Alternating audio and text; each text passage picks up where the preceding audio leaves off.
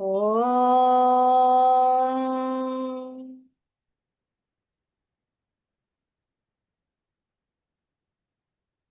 திருமூலரின் திருவடிகளை வணங்கி இந்த வகுப்பை தொடங்குவோம். நம்ம ஒரு வாரம் கழிச்சு இன்னைக்கு திருமந்திரம் வகுப்பு பார்க்க போறோம். 2ஆம் தந்திரம் பார்த்துட்டு இருக்கோம். அதுல இன்னைக்கு நாம பார்க்க போற தலைப்பு அதோ முக தரிசனம். இதுக்கு முன்னாடி அந்த கோயில்ல இருக்கக்கூடிய அந்த சட்ட திட்டங்கள் எப்படி இருக்கணும் அதெல்லாம் பார்த்தோம். இப்ப கோயிலுக்குள்ள போன பிறகு இறைவனுடைய தரிசனத்துல எது சிறப்பான தரிசனம் அப்படிங்கிற மாதிரியான தலைப்பு அதோமுக தரிசனம். இந்த அதோமுகம் அப்படிங்கிறது சமஸ்கிருத சொல். நம்ம யோகாலையும் ஆசனத்துல அதோமுக ஸ்வானாசனம், ஊர்துவ முக ஸ்வானாசனம் 2 ஆசன நிலைகள் பார்ப்போம். அதோமுகம் அப்படின்னா நாய் அந்த தூங்கி எந்திரிச்ச உடனே அது உடம்ப அப்படியே நெளிக்கிற மாதிரி இது பண்ணி தலைய குனிஞ்சு பார்க்கும். கீழே பார்க்கிறத அதோமுகம் அப்படின்னு சொல்லி அந்த டாக் போஸ் அப்படின்னு சொல்லுவோம். ஊர்துவ முகம் அப்படின்னா மேல பாக்குற மாதிரி அதே நாயே நல்லா ஒரு ஸ்ட்ரெச் கொடுத்து அது முகத்தை மேல தூக்கி பார்க்கும், தொண்டையெல்லாம் நல்லா விரிஞ்ச மாதிரி. அப்படி பாக்குறது ஊர்துவ முகம், குனிந்து பாக்குறது அதோ முகம். இப்ப இந்த இடத்துல அதோமுக தரிசனம் அப்படின்னா இறைவன் குனிந்து பாக்குறாரு. இறைவனோட முகம் அதோ முகமா இருக்கு. அவர் குனிந்து பாக்குறாரு. எப்ப நம்ம ஒரு ஒரு இடத்துல நம்ம தலை குனிஞ்சு பார்ப்போம் அப்படின்னா நமக்கு கீழே இருக்கிறவங்க மேல ஒரு அன்பு, கருணை வரும்போதுதான் நம்ம தலை குனிஞ்சு அவங்கள பார்ப்போம். எப்ப நம்ம ஊர்துவ முகமா இருப்போம்னா நமக்குள்ள ஒரு கர்வம் இதெல்லாம் இருக்கும்போது அப்படி தலை நிமிர்ந்து கெத்தா அப்படி மேல பாக்குற மாதிரி இருக்கும். இதுதான் அதோ முகம், ஊர்துவ முகத்துக்கான வித்தியாசம். இப்ப அதோ முக தரிசனம்னா இறைவன் தலை குனிஞ்சு நம்மள பாக்குறாரு. நாம தலைய நிமிர்த்தி அவரை பாக்குறோம். இந்த ஒரு அமைப்புலதான் இந்த அதோ முக தரிசனம் இருக்கு. இந்த ஊர்துவ முகம்க்கு ஏற்கனவே கதைகள் இருக்கும். பிரம்மாக்கு 4 தலை இருக்கிற மாதிரி நாம இப்ப பார்ப்போம். ஆனா உண்மையிலே பிரம்மாக்கு 5 தலை இருக்கும். அந்த 5வது தலை தான் ஊர்துவ முகமா மேல் நோக்கி பார்க்கக்கூடிய ஒரு தலையா பிரம்மாக்கு இருக்கும். அப்புறம் சில கதைகள் வரும். அவர் அந்த பொய் சொன்னாரு. அவருக்கு கர்வம் வந்துட்டனால அவருடைய அந்த கர்வத்தை குறைக்கிறதுக்காக அந்த ஊர்துவ முகத்தை எடுத்துட்டா அவருடைய கர்வம் குறைஞ்சிரும் அப்படின்னு சொல்லி அந்த அந்த தலையை எடுத்துதான் அவர் கையில அந்த ஓடா கொடுப்பாரு. அதுதான் நம்ம அந்த பிச்சை எடுக்கிற அந்த ஓடா வச்சிருக்கும் போது நம்மளுடைய கர்வம் குறைஞ்சிருது. அதுதான் நம்மளுடைய ஆணவம், அந்த செருக்க அவர் எடுத்தாரு அப்படின்னு கதைகள் வரும். சோ அது ஊர்துவ முகம், மேல பாக்குறது. இப்ப நம்ம பார்க்க போறது அதோ முகம். இப்ப இது நம்ம பொதுவா அதோ முக தரிசனம்னு குடுத்திருக்காங்க. முகம் அப்படிங்கிறது என்னன்னா, நம்மளுடைய கேரக்டர் தான். நம்ம இப்ப சில நேரம் சண்டை போடும்போதெல்லாம் சொல்வோம். எனக்கு இன்னொரு முகம் இருக்கு. அத நான் காமிக்க விரும்பல அப்படின்னா, அது என்னோட இன்னொரு கேரக்டர். இப்ப என்ன என்ன ஒரு டீச்சரா பார்க்குறீங்க. நானே இன்னும் நெனச்சேன்னா, என்னோட கேரக்டர மாத்தி அப்படி ரவுடி மாதிரி மாறிருவேன். அது என்னோட இன்னொரு முகம். அப்ப நம்ம செய்யக்கூடிய அந்த தொழில், நம்ம செயல்கள் இதெல்லாம் வச்சுதான் அந்த முகம் சொல்றாங்க. அப்ப சிவபெருமானுடைய தொழில்களா நம்ம என்ன பார்க்கிறோம்னா 5 தொழில்கள் பார்க்கிறோம். சிவபெருமானே தான் பிரம்மாவா இருந்து படைக்கவும் செய்றாரு. அப்புறம் அவரே தான் திருமாலா இருந்து படைத்தத காக்கவும் செய்றாரு. அப்புறம் அவரே உருத்திரனா இருந்து ஒரு காலத்துல அத அழிக்கவும் செய்றாரு. அத அழித்தல் தொழில செய்றதுக்கு காரணம், அதுக்குள்ள ஒரு ஒரு அருள் சக்திய மறைத்து வச்சிருக்காரு. அத மறைக்கவும் செய்றாரு. காலம் வரும்போது அத அருளலா வெளிப்படுத்தவும் செய்றாரு. இதுதான் சிவபெருமான 5 தொழில்களா பார்க்கிறோம். அப்ப இதுதான் அவருடைய 5 முகம். படைக்கும்போது அவரே தான் ஒரு முகத்தோட பிரம்மாவா இருந்து பார்க்கிறாரு. இந்த மாதிரி 5 முகம். இது எல்லாமே நமக்கு தெரிந்த 5 முகம். அப்ப 6வதா அவருக்கு இன்னொரு முகம் இருக்கு. நமக்கு தெரியாத அந்த முகம். அததான் அதோ முகம் அப்படின்னு சொல்றாங்க. இப்ப இது அதோ முகம் இறைவனுடைய 6வது முகம். சிவபெருமானோட 6வது முகம் தான் அதோ முகம் அப்படின்னு சொல்றாங்க. நமக்கு ஆறுமுகம் அப்படின்னாலே நம்ம யார சொல்வோம்னா சிவபெருமான சொல்ல மாட்டோம். முருக கடவுளை தான் ஆறுமுகம் அப்படின்னு சொல்லுவோம். நிறைய கதைகளும் வரும். சிவனை விட முருகன் ஏன் பெருசுன்னு சொல்லுவாங்கன்னா, சிவனுக்கு 5 முகம் தான். அவன் 5 தொழில் தான் செய்யறாரு. ஆனா முருகனுக்கு 6 முகம் இருக்கு. அப்ப அவர் தான் வந்து உயர்ந்தவர். சிவனுக்கே வந்து தந்தைக்கே அந்த உபதேசம் பண்ணாரு. இப்படியெல்லாம் சொல்லி முருகன் தான் உயர்ந்தவர். அவருக்கு தான் 6 முகம் அப்படின்னு சொல்லுவாங்க. ஆனா சிவபெருமானுக்கு 6 முகம் இல்லாம முருகனுக்கு வந்து 6 முகம் வராது. இப்ப சிவபெருமானுடைய அந்த 6வது முகம் தான் அதோ முகம். இப்ப அந்த அதோ முகத்துடைய தன்மை என்ன? அத பத்தின சில கதைகள், அதனுடைய தத்துவங்கள தான் வந்து இந்த தலைப்புல வந்து சொல்றாங்க. பார்க்கலாம். 520வது பாடல். எம்பெருமான் இறைவா முறையோ என்று வம்பு அவிழ்வானோர் அசுரன் வழி சொல்ல அம்பவல மேனி அருமுகன் போய் அவர் தம் பகை கொல் என்ற தற்பரன் தானே. இப்ப இந்த அதோ முகம் அவருக்கு வந்து எப்ப காமிக்கிறாரு அப்படிங்கிற கதையை தான் இந்த பாடல்ல சொல்லியிருக்காங்க. இது நமக்கு தெரிஞ்ச பாடல் தான். சில அசுரர்கள் வந்து சிவபெருமான்கிட்ட வரம் வாங்கிட்டு அந்த சாகா வரம் வாங்கிட்டு அவங்க வந்து தேவர்கள் எல்லாம் கொடுமைப்படுத்திக்கிட்டு இருப்பாங்க. அப்ப தேவர்கள் வந்து அவங்களால ஒண்ணுமே பண்ண முடியாம இதுக்கு வேற வழியே இல்ல, சிவபெருமான்கிட்ட போய் தான் உதவி கேட்கணும்னு சொல்லி போய் கேட்கும்போது சிவபெருமான் வந்து நானே அந்த அசுரர்களுக்கு வரத்தை கொடுத்துட்டு என்னாலே இப்ப அவரை அழிக்க முடியாது அப்படின்னு சொல்லவும், அப்போ உனக்கு நிகரான ஒரு சக்தி வாய்ந்த ஒருத்தரை வந்து நீ உருவாக்கி கொடுத்துரு, அவங்கள வச்சு அவங்கள அழிச்சிரு அப்படின்னு சொல்லி தேவர்கள் கேட்கவும், சிவபெருமான் வந்து அவருடைய அந்த அனைத்து ஆற்றலும் அப்ப இந்த 5 தொழிலோட சேர்ந்து அவருக்கு அந்த 6வது முகமான அதோ முகத்துல இருக்கிற ஆற்றலையும் கொடுத்து அவர் உருவாக்குன அந்த குழந்தை தான் வந்து முருகன். அந்த முருகனை வச்சு அதுக்கப்புறம் அந்த தேவர்கள் வந்து அசுரர்களை அழித்து அவங்க வந்து மக்களை காத்த அந்த கதை தான் வந்து இந்த பாடல்ல சொல்லியிருக்காங்க. அப்ப அந்த முருகனை தோற்றுவிக்கும் போது இறைவன் வந்து அதோமுக தரிசனம் கொடுத்து முருகனை வந்து உருவாக்கி இருக்காரு. அந்த கதையை தான் சொல்லியிருக்காங்க. எம்பெருமான் இறைவா முறையோ என்று இறை இந்த தேவர்கள் எல்லாம் சிவபெருமான் கிட்ட போய் நின்னு முறையிடுறாங்க. எம்பெருமான் எங்களுடைய தலைவனான இறைவனே வா முறையோ என்று நாங்க எல்லாம் கஷ்டப்பட்டுட்டு இருக்கோம், நாங்க வருத்தப்பட்டுட்டு இருக்கோம், அதை நீ பார்த்துட்டு கண்டும் காணாம இருக்கிறது முறையோ, முறையான செயல்தானோ அப்படின்னு சொல்லி கேக்குறாங்க.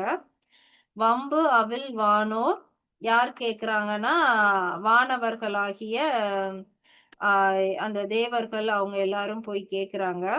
வம்பு அவில் வானோர் அசுரன் வழி சொல்ல, அந்த வலிமையான அசுரர்கள் அவங்களுடைய அந்த தொல்லையில இருந்து எங்களை வந்து நாங்க வருத்தப்படுறத பார்த்துட்டு நீ காப்பாத்தாம இருக்கிறது முறைதானா அப்படின்னு சொல்லி அவர்கிட்ட போய் கேக்குறாங்க. அம்பலமேனி ஆறுமுகன் போய் அவர் அப்ப அம்பலமேனி அப்படிங்கிறது சிவபெருமான குறிக்கிறது.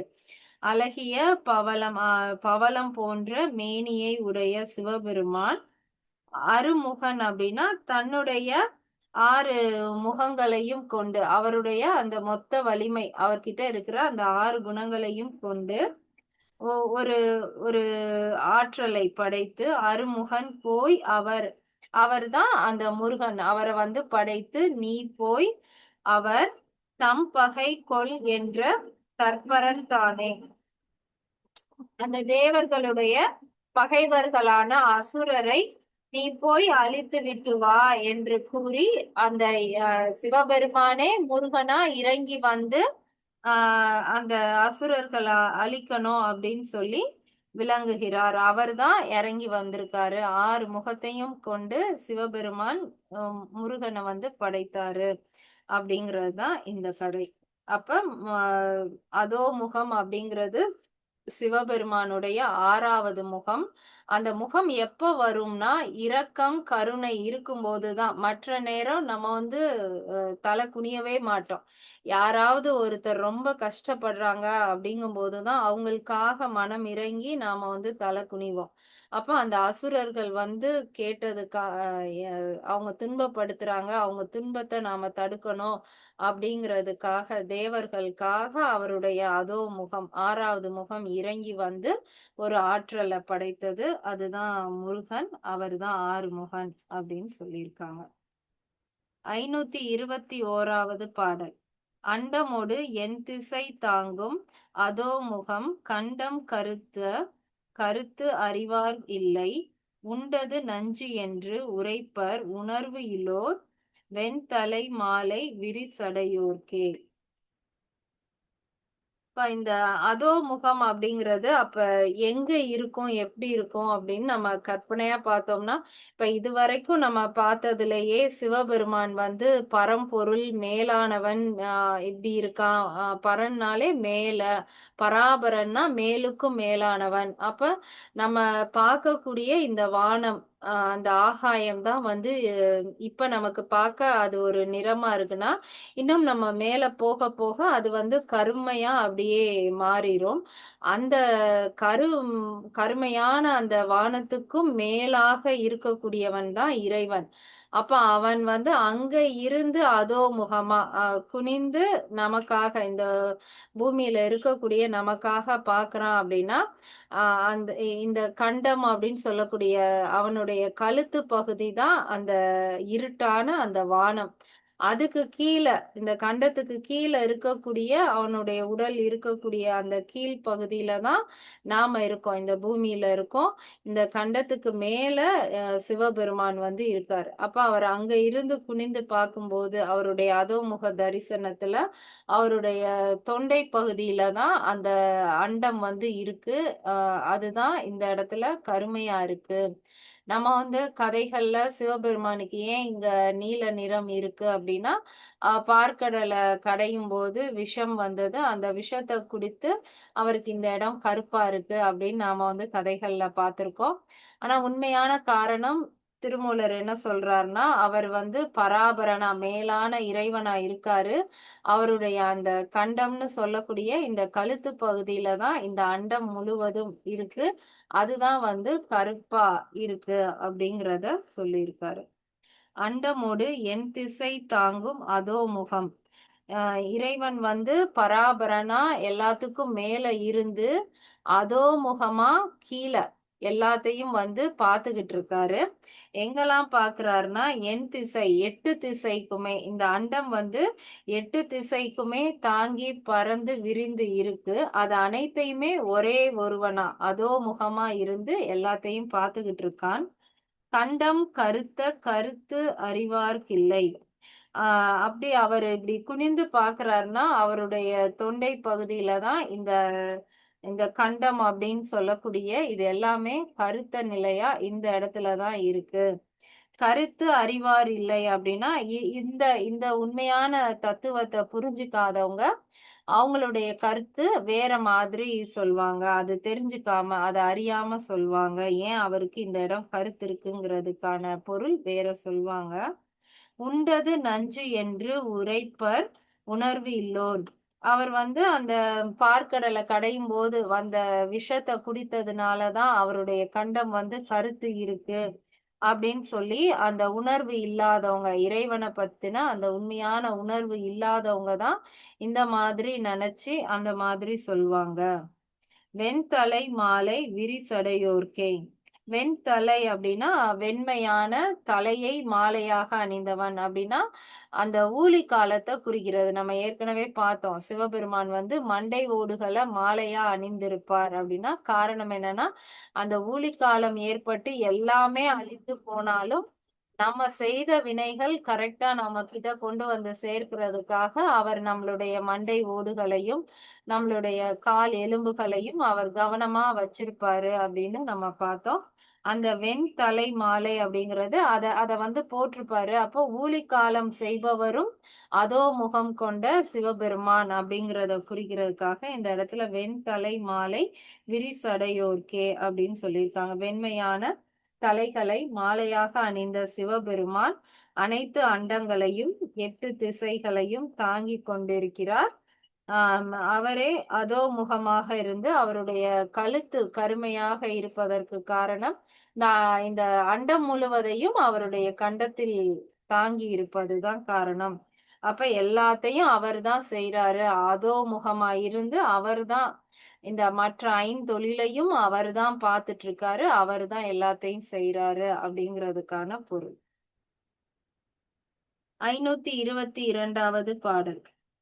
செய்தான் அறியும் செழுங்கடல் வட்டத்து பொய்யே உணர்த்து புகழும் மனிதர்கள் மெய்யே உரைத்திடில் விண்ணோர் தொழ செய்வான் மை தாழ்ந்து இலங்கும் மணிமிடருடையானே. செய்தான் அறியும் செழுங்கடல் வட்டத்து.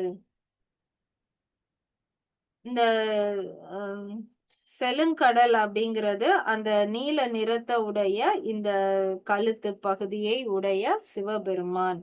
செய்தான் அறியும், அவனுக்கு வந்து இங்க இருக்கக்கூடிய அனைத்துமே அவனுக்கு அறியும், அவனுக்கு வந்து தெரியும். இதைத்தான் வந்து வியாபகம் அப்படின்னு சைவ சித்தாந்தம் வந்து சொல்லுவாங்க.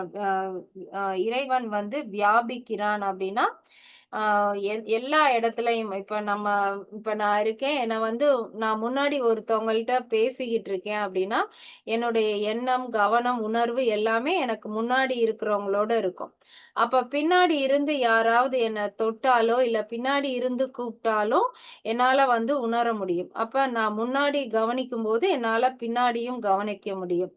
அப்ப நமக்கே அப்படி இருக்குன்னா இறைவன் வந்து ஒரே நேரத்துல எல்லா இடத்துலயும் முதல் பாடல்ல சொல்லிட்டாங்க. அந்த 8 திசையில இருக்கக்கூடிய அனைத்தையுமே அவன் பார்க்கிறான் அப்படிங்கறதுதான் இந்த இடத்துலயும் வியாபிக்கிறான் அப்படிங்கிறதுக்கான பொருள். ஒரே நேரத்துல இறைவன் ஒருவனா இருந்தாலும் அனைத்தையுமே அவனால வந்து பார்த்துக்க முடியும், இயக்க முடியும், கவனிக்க முடியும். அப்பேற்பட்ட அந்த இறைவன் தான் செழுங்கடல் வட்டத்து. அவனுக்கு தான் அந்த கழுத்துல வந்து அந்த கண்டத்தை உடையவனா இருக்கான். பொய்யே உரைத்து புகழும் மனிதர்கள். மனிதர்களுக்கு வந்து அந்த உண்மையான காரணம் என்ன, நாம எதுக்காக பிறந்தோம், இந்த அண்டத்துல இருந்து கண்டத்தை நீங்கி எப்படி வந்து அந்த அதோமுக தரிசனத்தை பாக்குறது, இந்த இந்த புரிதல்லாம் இல்லாம அவங்க அவங்க அவங்களுக்கு தெரிந்த சில கதைகளும் கற்பனைகளும் அதையுமா சொல்லிட்டு அந்த மனிதர்கள் வந்து இறைவனை புகழ்ந்தும் இந்த மாதிரி வாழ்ந்துகிட்டு இருப்பாங்க. மெய்யே உரைத்திடில் விண்ணோர் தொழ செய்வான்.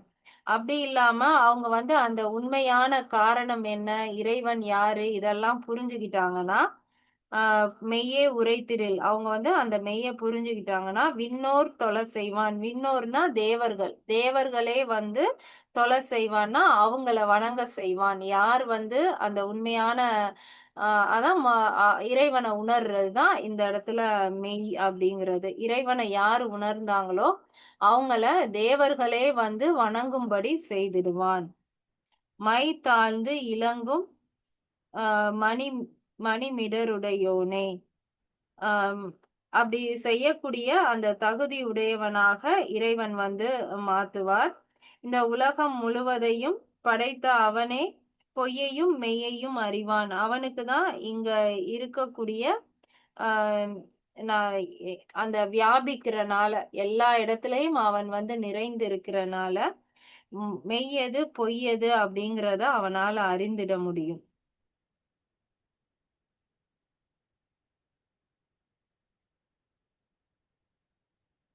இந்த பாடல் மூலமா நமக்கு என்ன தெரியுதுன்னா அந்த உண்மையான காரணம் என்ன, இறைவன் யாரு, அதோ முகம் என்ன அப்படிங்கிறத நாம அறிய முயற்சி செய்யணும். அந்த எல்லாரும் சொல்ற மாதிரி எல்லா கதைகளையும் நம்பி இறைவன் இப்படி அப்படின்னு நாமளாவே கற்பனை செய்துட்டு இருக்கக்கூடாது. உண்மையான இறைவனுடைய அந்த அதோமுக தரிசனத்தை எப்படி அடைகிறது, அதுக்கு என்ன பயிற்சி செய்யறது அப்படிங்கிறத நாம தெரிஞ்சு முயற்சி பண்ணாதான் இறைவனை அடைய முடியும். அப்படி அடையிறவங்கள தான் தேவர்களுமே வந்து தொழும் அளவுக்கு இறைவன் வந்து அருள் செய்வான். அடுத்த பாடல் பார்க்கலாம். 523வது பாடல். நந்தி எழுந்து நடுவுற ஓங்கிய செந்திக் கலந்து உள் சிவன் என நிற்கும் உந்திக் கலந்து அங்கு உலகம் வலம் வரும் அந்தி இறைவன் அதோமுகம் ஆமே. நந்தி எழுந்து இப்ப அந்த அதோமுகம் வந்து வெளியில இறைவன் வந்து அந்த பரம்பொருளா மேல இருந்து இந்த பூமியில நடக்கிற எல்லாத்தையுமே அந்த ஒவ்வொரு மாயா புவனங்களையுமே அவர் மேல இருந்து பாக்குறாரு அப்படின்னு வெளியில அண்டத்துல நடக்கிறத பார்த்தோம். இப்ப அந்த அண்டத்துல உள்ளதுதான் பிண்டத்திலையும் இருக்கும். அப்ப நமக்குள்ளயும் இந்த கழுத்துக்கு மேல இறைவன் இருந்து அதோ முகமா கீழ் முகமா நம்மள வந்து பார்த்துட்டு இருக்காரு. அப்ப நம்ம அவருடைய முகத்தை பார்க்கணும் அப்படிங்கிறது தான் இந்த தலைப்புல அவர் சொல்ல வந்த கருத்தே. இவ்வளவு நேரம் பார்த்தது வெளியில அண்டத்துல இருக்கக்கூடிய சிவபெருமான் அதோ முகமா என்ன செய்யறாரு, எங்க இருக்காருன்னு சொன்னாரு. இந்த பாடல்ல இந்த பிண்டத்துக்குள்ள அவர் எங்க இருக்காரு அப்படிங்கிறத சொல்றாரு. நந்தி அப்படிங்கிறது இந்த இந்த பாடல்ல மூலாதாரத்துல இருக்கக்கூடிய சக்தியை தான் நந்தி அப்படின்னு சொல்லியிருக்காங்க. நந்தி எழுந்து மூலாதாரத்துல இருக்கக்கூடிய அந்த குண்டலினி சக்தி வந்து எழுந்து அதுல இருக்கக்கூடிய அந்த நந்தியான இறைவன் வந்து எழுந்தான்னா நடுவுற நடுவுல நம்ம உடல்ல நடுவுல என்ன இருக்கும்னா சுழுமுனை நாடி அந்த ஒவ்வொரு சக்கரங்களையும் இணைப்பது போல மூலாதாரத்துல இருந்து மேல எழுந்து வரக்கூடிய அந்த நடுவுற ஓங்கிய அந்த சுழுமுனை நாடி வழியா ஓங்கியனா எழுந்து மேல எழுந்து வர்றது, கீழே மூலாதாரத்துல இருந்து மேல எழுந்து வர்றது. செந்தி கலந்து அந்த அப்படி மேல எழுந்து வரும்போது அது எப்படி இருக்கும்னா செந்தீ அப்படின்னா சிவப்பு நிறமான தீ, செழுமையான ஒரு ஒளி, அததான் செந்தி அப்படின்னு கொடுத்திருக்காங்க. கலந்து அந்த இறை சக்தி வந்து அந்த நிறத்துல கலந்து உள் சிவன் என நிற்கும். அந்த அந்த அந்த செந்திக்குள்ளதான் சிவன் வந்து நிற்கிறார், அதுக்குள்ளதான் இருக்கிறார். உந்தி கலந்து அங்கு உலகம் வலம் வரும். அந்த அப்படி வரக்கூடிய அந்த இறைவனுடைய ஆற்றல் தான் வந்து நம்மளுடைய ஆற்றல்ல கலந்து எங்கும் உலகம் வலம் வரும். அப்படின்னா இந்த இடத்துல உலகம்ங்கிறது நம்ம தான் இந்த உலகத்துல இருந்து அதை வந்து பாக்குறோம், ஆட்சி செய்யறோம். அப்ப அது நமக்கு உள்ள முழுவதும் வலம் வரும். அந்த ஆற்றல் தான் நமக்குள்ள வரும். அந்தி இறைவன் அதோ முகமாமே. அந்தி அப்படின்னா நம்மளுடைய புருவ மத்தி, அந்த ஆஜ்னா சக்கரம் அங்கதான் போய் அது வந்து நிற்குது. அந்தி இறைவன் அதோ முகமாமே. அந்த இடத்துல இருந்துதான் இறைவன் அதோ முகமா இருக்கிறார். அப்ப இதுல 6வது சக்கரத்தை தான் அதோ முகமா சொல்லியிருக்காரு. அப்ப மூலாதாரம் வந்து படைத்தல் தொழில செய்து, சுவாதிஸ்தானம் காத்தல் தொழில செய்து, மணிப்பூரகம் அழித்தல் தொழில செய்து, அநாகதம் மறைத்தல் தொழில செய்து, விஷுதி அருளுதல் தொழில செய்து, அப்ப 6வது ஆஜ்னாதான் வந்து அதோமுக தரிசனத்தை வந்து கொடுக்குது. அதனாலதான் அந்த கதையிலையும் இறைவனுடைய அந்த நெற்றியில இருந்து வந்த ஒரு துளிதான் பட்டு அதுதான் 6 முகமா முருகனா வந்து மாறுச்சு அப்படின்னு சொல்றாங்க. அப்ப அந்த கதை மூலமா என்ன தெரிஞ்சுக்கலாம்னா இந்த 6 முகம் அப்படின்னு சொல்லக்கூடிய முருகன் வந்து நம்மளுடைய ஆஜ்னா சக்கரம், இங்க இருக்கக்கூடிய அந்த இறைவனுடைய ஆற்றலை தான் நாம 6வது முகமா சொல்றோம். அப்ப அந்த முகம் வந்து கீழே பார்த்த மாதிரி இந்த இடத்துல இருக்கு. நம்ம அப்ப அந்த 6வது முகம் அந்த இறைவனை போய் நாம தரிசிக்கணும்னா கீழே இருக்கிற மூலாதார சக்கரத்துல இருக்கக்கூடிய அந்த சிவபெருமானுடைய அந்த ஆற்றலை மெதுவா மேல எழுப்பி நடுவுல இருக்கக்கூடிய அந்த சுழுமுனை வழியா கொண்டு அதை வந்து 6வது சக்கரத்துக்கு கொண்டு போகணும். அந்த ஆற்றல் தான் நம்மளுடைய உடல் முழுவதும் வியாபித்திருக்கு. சிவபெருமான் உடல் முழுவதும் அந்த ஆற்றல் மூலமா கலந்து நிற்கிறார். இங்க மேல போறது இது அந்த ஆஜ்னாவை அடைகிறது தான் 6வது முகம், அதோ முக தரிசனம். அடுத்து 524வது பாடல். அதோமுகம் கீழ் அண்டம் ஆன புராணன் அதோமுகம் தன்னொடும் எங்கும் முயலும் சதோமுகத்து ஒன்மலர் கன்னி பிரானும் அதோமுகன் ஊழித் தலைவனும் ஆமே. அப்ப இறைவன நம்ம குண்டலினி ஆற்றல் மூலமா மூலாதாரத்துல இருந்து 6வது சக்கரம் வரைக்கும் கொண்டு போன பிறகு நமக்கு எப்படி இருக்கும்? அந்த அதோமுக தரிசனம் கிடைத்த பிறகு எப்படி இருக்கும்? அதோமு அதோமுகம் கீழ் அண்டம். அதோமுகம் அப்படிங்கிறது இந்த இங்க மேல போன பிறகு நம்ம கீழே இருக்கக்கூடிய அந்த அண்டம், கீழே இருக்கக்கூடிய அண்டம் முழுவதும் ஆன பிராணன். அந்த இது எல்லாமே பிராணன் அப்படிங்கிறது அந்த பிரணவமா இந்த இடத்துல அந்த பிராணன் அப்படிங்கிறது பிரணவமா ஓம்ங்கிற பிரணவமா இந்த அண்டம் முழுவதும் இருக்கிறது. அதோமுகம் தன்னொடும் எங்கும் முயலும். இந்த முதல் பாடல்லே பார்த்தோம் இல்லையா? அதுதான் வலம் வரும், உலகம் வலம் வரும் அப்படின்னா இந்த உடல் முழுவதும் அதுதான் வரும். அப்ப அந்த பிரணவம் வந்து இந்த நமக்கு 6வது சக்கரம் விழிப்படைந்த பிறகு அதுல இருக்கக்கூடிய அந்த ஓம்ங்கிற பிரணவம் இந்த உடல் முழுவதும் தன்னோடும் எங்கும் முயலும் இந்த உடல் முழுவதும் இருக்கும். சதோமுகத்து ஒன்மலர் கன்னி பிராணன். இப்ப ஒன்மலர் அப்படிங்கிறது நம்ம ஒவ்வொரு சக்கரமும் ஒவ்வொரு தாமரை மலர் போல விரியுது. அப்ப இந்த இந்த இடத்துல இருக்கக்கூடிய இந்த 6வது சக்கரம் விரியும் போது அதுல யார் இருக்கான்னா அங்கதான் நம்ம அர்த்தநாதீஸ்வரர் பாக்குறோம் இல்லையா? சிவனும் சக்தியும் சேர்ந்த நிலையா இருக்கிறாரு. சதோமுகத்து அப்படின்னா சக்தியும் சிவனுமாக சேர்ந்து இருப்பது. ஒன்மலர் கன்னி பிராணம். அந்த இருவருடைய ஆற்றலும் தான் சேர்ந்தது பிரணவ ஆற்றலா இந்த அந்த அந்த ஒளி உடலா இந்த உடல் முழுவதும் இருக்குது. அதோமுகன் ஊழி தலைவனும் ஆமே. அவன் தான் இங்க இருக்கக்கூடிய 6வது முகத்துல இருக்கிறவன் தான் அந்த ஊழி காலத்துக்கெல்லாம் தலைவனுமாக இருக்கிறான். எப்ப இத அழிக்கணுமோ முழுவதுமாக அழிக்கணுமோ அப்ப அவனே அழிப்பான். எப்ப அந்த அழித்ததுல இருந்து தோன்ற முடியுமோ அப்ப அவனே வந்து தோன்றுவான்.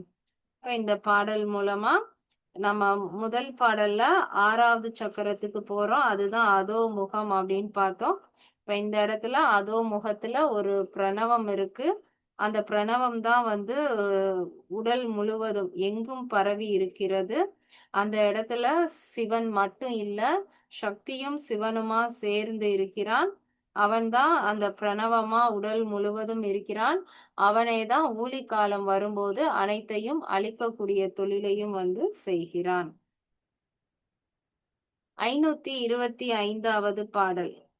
அதோமுகம் மாமலர் ஆயது கேளும் அதோமுகத்தால் ஒரு நூறாய் விரிந்து அதோமுகம் ஆகிய அந்தம் இல் சக்தி அதோமுகமாகி அமர்ந்திருந்தானே. இப்போ நம்ம 6வது சக்கரம் வரைக்கும் போயிட்டோம். அந்த இடத்துல அதோமுகம் கீழ்முகமா இறைவன் வந்து பார்த்துட்டு இருக்காரு. அப்ப 7வது சக்கரத்துக்கு போனோம்னா அந்த 6வது சக்கரம் கீழ்முகமா இருந்த 6வது சக்கரம் மேல்முகமா விரியும் போதுதான் நம்மளால அந்த இறைவனை வந்து பார்க்க முடியுது. அது வரைக்கும் அதோ முகமா இறைவன் நமக்கு அருள் செய்கிறான். எப்ப நம்ம அந்த அதோ கவிழ்ந்த தாமரை போல இருக்கக்கூடிய அந்த 6வது சக்கரம் எப்ப நிமிர்ந்து அந்த நூற்றுக்கணக்கான இதழ்களோட விரிந்து 7வது சக்கரம் மலருதோ அப்ப நம்மளுடைய முகம் வந்து மேல் நோக்கி விரிந்து பார்க்கும்போது அந்த இறைவனுடைய தரிசனம் வந்து நமக்கு கிடைக்குது. இப்ப 6வது சக்கரம் அதோ முகம் இறைவனுடைய அதோ முகம்னா 7வது சக்கரம் தான் நம்மளுடைய ஊர்துவ முகமா நம்ம மேல இருக்கக்கூடிய இறைவனை பார்த்து அந்த அருள் அவனுடைய காலடி அருள கிடைக்கக்கூடிய நிலை வந்து கிடைக்கும். இத சொல்றதுதான் இந்த கடைசி பாடல். அதோ முகம் மாமலர் ஆயது கேளும். அதோ முகம் அப்படிங்கிறது அந்த கவிழ்ந்த முகம்.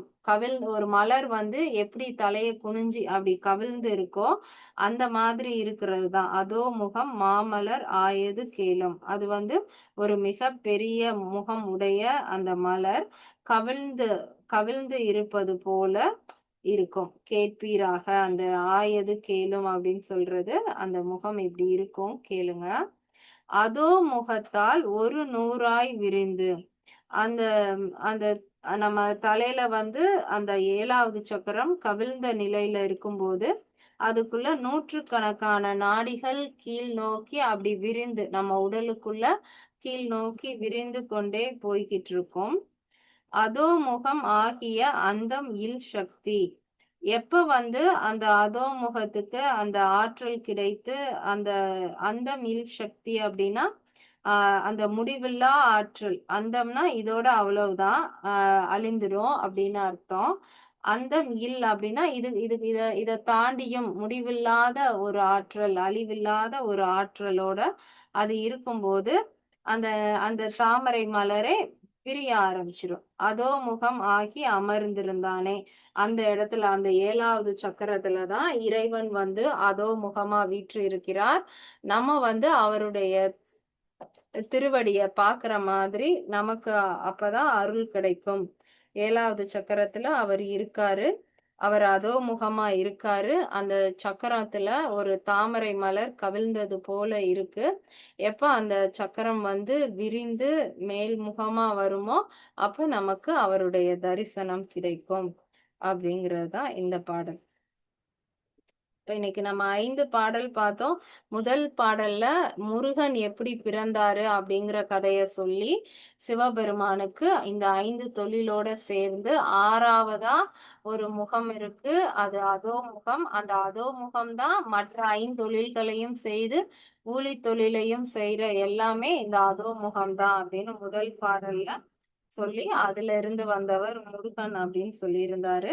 2வது பாடல்ல கண்டம் அப்படிங்கிறது நம்ம பார்க்கக்கூடிய இந்த ஆகாயத்துல இருக்கக்கூடிய அந்த நட்சத்திரங்கள் இதெல்லாம் இருக்கக்கூடிய அந்த கருமையான அந்த கண்டம் அண்டம் தான் அவருடைய கண்டமா இருக்கு.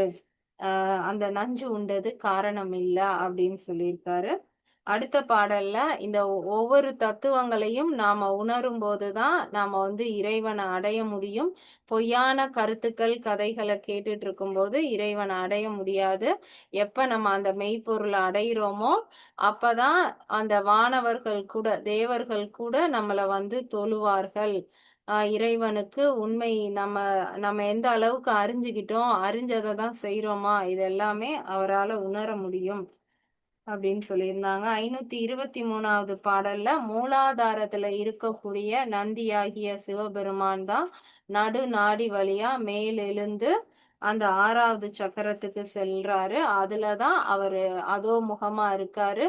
அவருடைய ஆற்றல் உடல் முழுவதும் இருக்கு. எப்படி அண்டத்துல அவர் இருக்காரோ அதே மாதிரி இந்த பிண்டத்திலையும் கண்டத்துக்கு மேலதான் அவர் வந்து இருக்காரு. 524வது பாடல் அதுதான் வந்து அதோ முகமா 6வது சக்கரத்துல அதோ முகமா இருந்து ஓம்ங்கிற பிரணவம் மூலமா இந்த உடல் முழுவதும் வியாபித்து இருக்கிறார். ஒளியும் ஒளியுமாக இருக்கிறார்.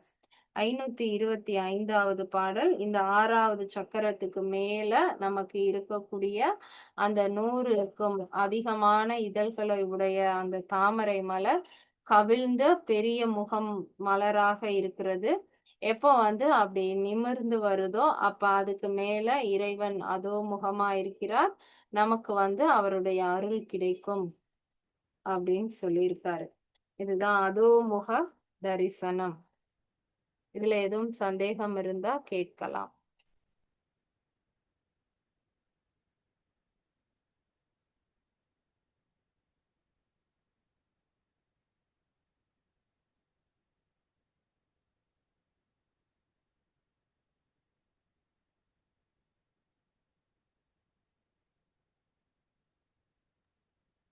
சந்தேகம் இல்லைன்னா பிரியா, பிரியா, குண்டலினி சக்தியை வந்து நம்ம சர்ப்ப வடிவம் தானப்பா சொல்லுவோம் எப்பயுமே இல்லையா?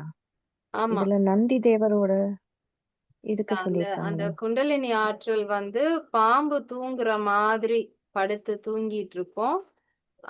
அத நம்ம எழுப்பும் போது அது அது ஊர்ந்து போறதும் பாம்பு போற மாதிரியே ஊர்ந்து போகும் அப்படின்னு பாம்போட உவமைப்படுத்தியிருப்போம். அதுல இருக்கக்கூடிய ஆற்றல் வந்து சிவனுடைய ஆற்றல். அதற்கு நந்தி அப்படின்னு சொல்லியிருக்காங்க. பாம்பினுடைய குணம், பாம்பு சுருண்டு தூங்குற மாதிரி தூங்கும், பாம்பு ஊர்ந்து நெளிந்து போற மாதிரி போகும்.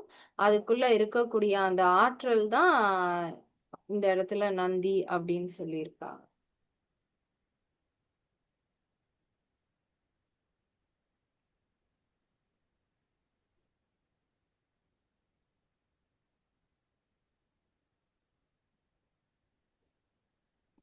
திருமூலரின் திருவடிகளை வணங்கி இந்த வகுப்பை முடித்துக்கலாம்.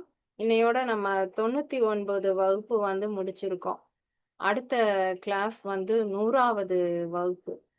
அதனால அந்த 100வது வகுப்புக்கு ஏதாவது ஒரு ஸ்பெஷல் ஏதாவது என்ன பண்ணலாம் அப்படின்னு சொல்லுங்க. நம்ம அது மாதிரி பண்ணலாம் 100வது வகுப்பு. உங்க அண்ணா வருவாங்க நீங்களே ஒரு கிளாஸ்க்கு, ஆமா மேம். அவங்கள வர சொல்லல, சிறப்பு ஆ விருந்தினர். சரி சரி மேம்,